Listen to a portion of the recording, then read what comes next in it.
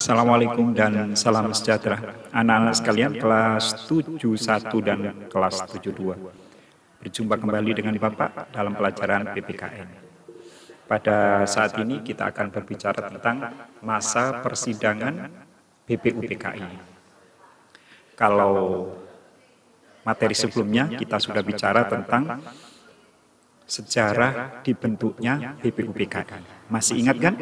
Misalnya kapan dibentuk, lalu kemudian siapa ketuanya, berapa jumlah anggotanya. Nah, ayo coba dijawab 3 pertanyaan itu dalam hati. Masih ingat nggak? Oke? Mudah-mudahan kalian masih ingat dan terus belajar. Kali ini Bapak akan melanjutkan materinya, yaitu masa persidangan BPUPKI. Dalam masa persidangan ini sekalian, sebenarnya masa persidangan BPUPKI itu dibagi 2 anak sekalian, atau dilakukan sebanyak 2 kali, yaitu sidang pertama yang dilaksanakan pada tanggal 29 Mei sampai 1 Juni, lalu kemudian sidang kedua tanggal 10 sampai 17 Juli. Di video yang lalu pun Bapak sudah jelaskan. Nah, sekarang yang kita bahas adalah pada sidang yang pertama. Ini perhatikan sekalian. Jadi, pada masa persidangan yang pertama ini, yang dibahas adalah dasar negara. Dasar negara. Oke. Nah, apa itu dasar negara? Dasar negara itu adalah pondasi, anak sekalian. Kalau kalian mendirikan rumah atau bangunan apapun, pasti ada pondasinya yang mendasari bangunan tersebut, agar bangunan tersebut kuat dan tidak mudah runtuh. Semakin kuat pondasinya, semakin kuat pula bangunan yang berdiri di atasnya. Kalau rumah atau bangunan, biasanya pondasinya dari batu, lalu kemudian dicampur dengan semen, besi. Nah, bagaimana dengan dasarnya negara? Tentu tidak, ya. Nah, anak sekalian, kita lanjutkan.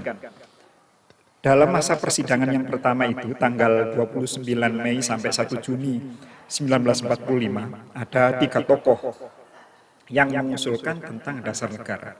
Yang pertama adalah Muhammad Yamin, yang kedua adalah Mr. Supomo, dan yang ketiga adalah Insinyur Soekarno.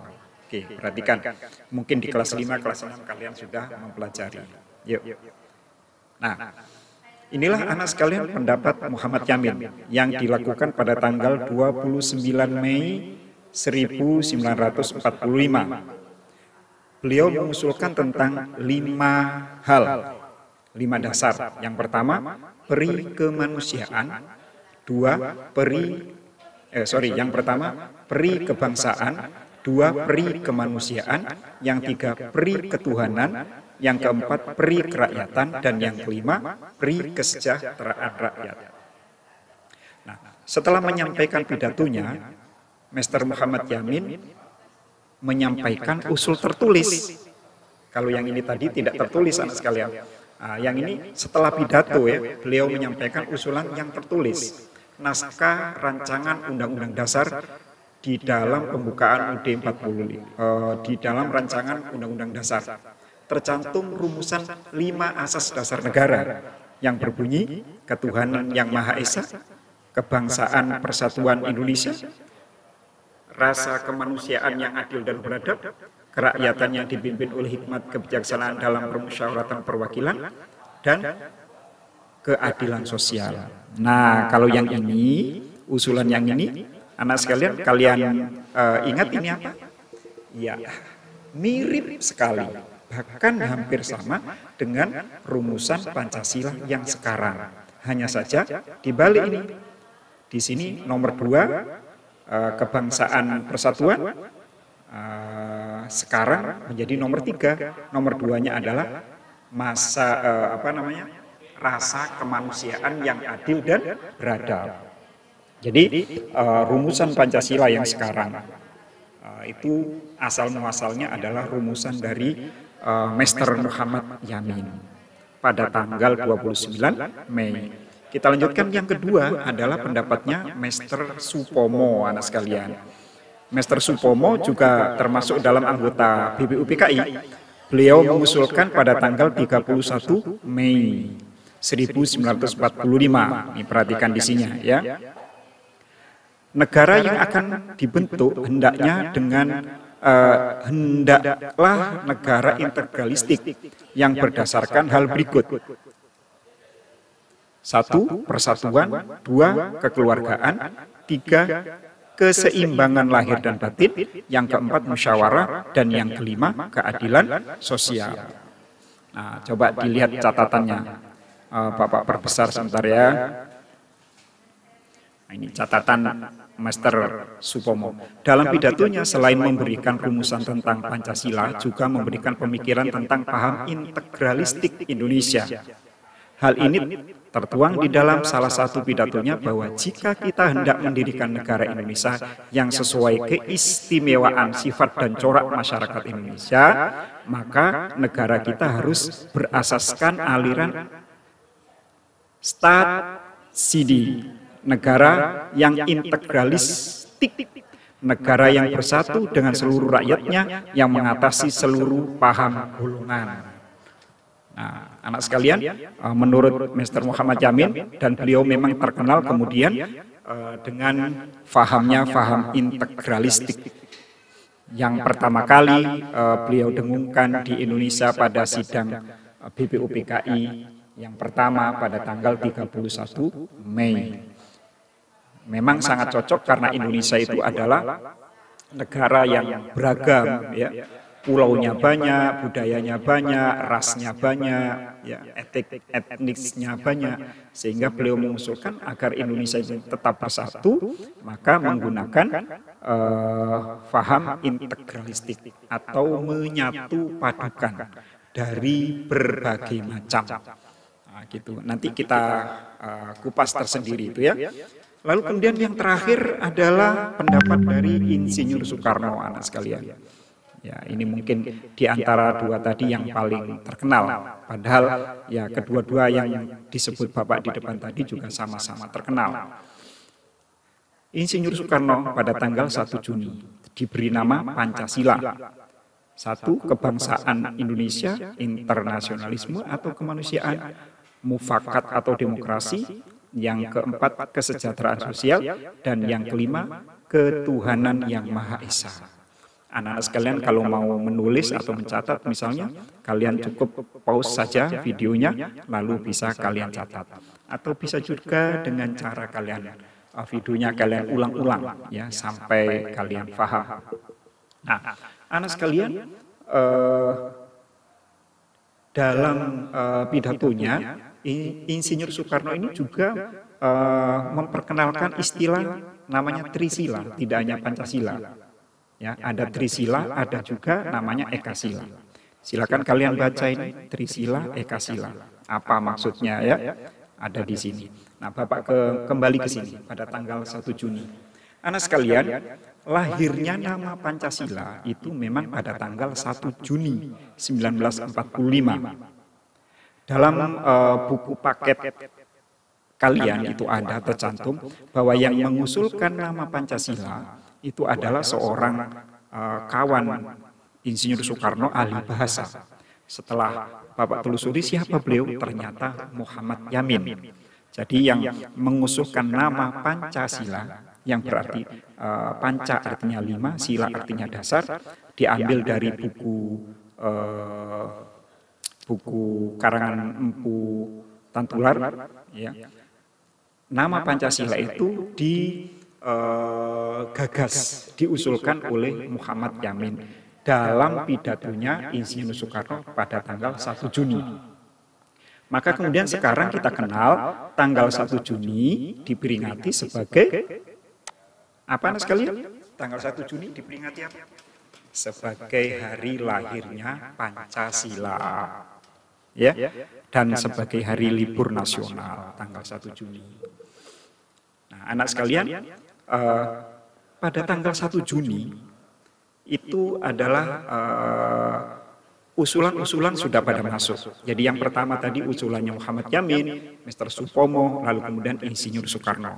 Namun belum terjadi kesepakatan dasar negara yang kita pakai yang mana. Apakah usulannya Muhammad Yamin atau usulannya siapa? Supomo atau Insinyur Soekarno, ya, yang diberi nama Pancasila. Akhirnya anak sekalian, BPUPKI membentuk namanya panitia kecil. Apa anak sekalian? BPUPKI membentuk namanya panitia kecil. Panitia kecil ini juga disebut dengan istilah panitia 9. Kenapa kok disebut panitia 9? Karena anggotanya berjumlah 9 orang. Nah, ini kalian bisa lihat. 1 Insinyur Soekarno, lalu Abdul Kahar Muzakir, DRS Muhammad Hatta, Kiai Haji Abdul Wahid Hashim, Mr. Muhammad Yamin, Haji Agus Salim, Ahmad Subarjo, Abi Kusno, Cokro Suryo, dan A.A. Maramis. Inilah 9 tokoh yang berada di panitia 9 atau disebut panitia kecil. Kenapa kok disebut panitia kecil? Karena jumlahnya lebih kecil dari BPUPKI yang jumlahnya berapa kemarin? Di video sebelumnya 62 orang. Nah, kemudian panitia 9 ini melakukan sidang anak sekalian. Salah satu agenda utamanya adalah menyusun Pancasila yang masih urutannya masih belum jelas, belum disepakati. Nah, anak sekalian, pada tanggal 22 Juni, maaf ya ini salah tulis, pada tanggal 22 Juni, panitia kecil BPUPKI ini berhasil merumuskan dasar negara untuk Indonesia Merdeka.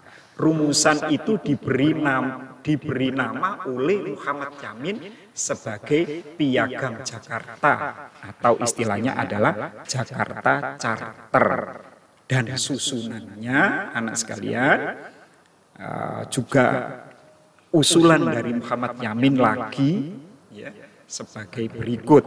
Nah, ini wah kecil banget nih ya. Coba diperbesar dulu.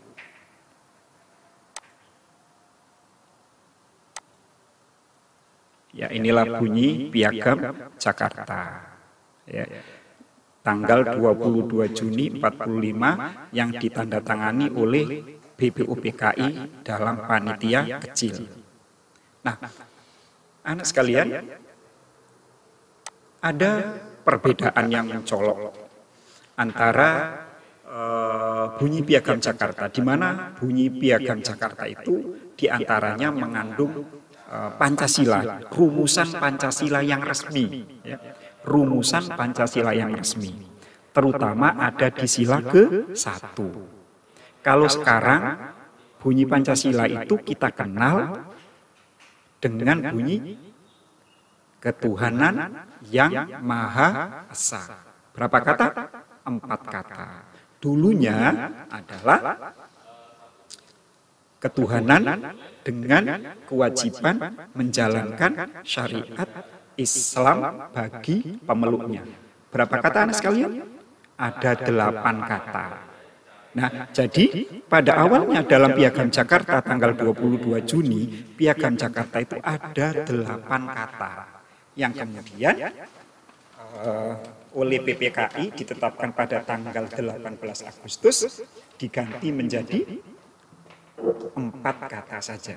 Bapak ulangi lagi, dalam Piagam Jakarta bunyinya ketuhanan dengan kewajiban menjalankan syariat Islam bagi pemeluknya, 8. Diganti menjadi seperti sekarang, sila 1, ketuhanan yang Maha Esa. Nah, begitu. Kenapa anak sekalian kok diganti? Ini perhatikan alasannya. Ya, alasannya adalah ada protes ya. Ada protes dari bangsa Indonesia dari bagian timur. Bagian timur itu Indonesia Timur, anak sekalian, mulai dari Bali sampai Papua. Itu mayoritasnya beragama non-Islam, ada Hindu, dan paling timur kebanyakan beragama Kristen. Tidak setuju dengan isi sila pertama, karena ketuhanan dengan kewajiban menjalankan syariat Islam bagi pemeluknya tadi. Itu menandakan Indonesia akan menjadi negara Islam. Nah, protes dari bangsa Indonesia dari Indonesia Timur diwakili oleh ini yang nomor 9, namanya A.A. Maramis. Beliau ini non-Islam. Ya, bahkan sempat kalau sila pertama masih dipertahankan 8 kata, maka kami Indonesia Timur akan keluar. Nah, atas protes tersebut maka kemudian yang lain melakukan rundingan, bermusyawarah dan memutuskan disetujuilah diganti dengan kata ketuhanan yang Maha Esa. Tidak ada lagi kata dengan kewajiban menjalankan syariat Islam bagi pemeluknya. Nah, gitu ya. Jadi itulah isi Piagam Jakarta atau disebut dengan istilah Jakarta Charter.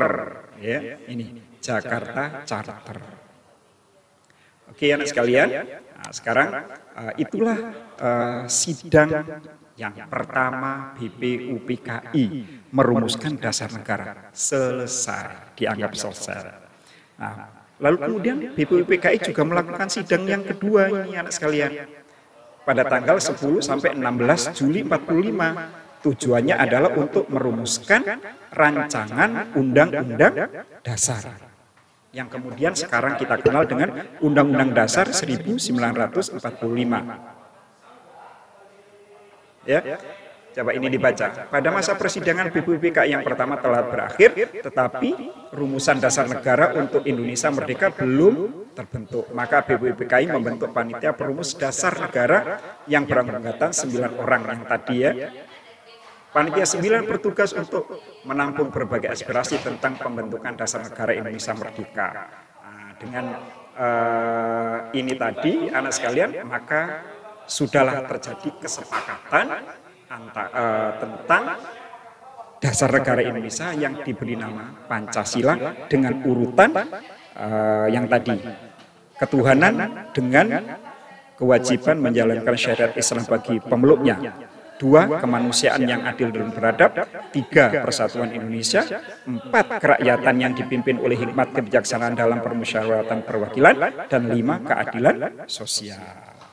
Sampai di sini dulu. Nah, ini bagannya anak sekalian, denahnya. Jadi ada BPUPKI membentuk panitia 9 melahirkan Piagam Jakarta. BPUPKI mengadakan sidang yang kedua untuk melakukan rancangan undang-undang dasar, lalu berhasil menyusun undang-undang dasar pada tanggal 16 Juli ya, pada sidangnya yang kedua. Lalu kemudian BPUPKI juga berhasil melahirkan namanya panitia pembela tanah air. Lalu juga membentuk panitia ekonomi dan keuangan. Itu ada sekalian. Nah, itulah sidang BPUPKI yang pertama dan yang kedua. Yang pertama menghasilkan dasar negara Pancasila, yang kedua menghasilkan rancangan undang-undang dasar. Oke, anak sekalian, untuk pertemuan dalam video ini kali ini dulu, selanjutnya nanti akan kita lanjutkan dengan pembentukan PPKI. Oke ya. Oke, terima kasih atas perhatiannya. Mudah-mudahan kita semua tetap sehat dan bisa rajin belajar. Assalamualaikum warahmatullahi wabarakatuh dan salam sejahtera.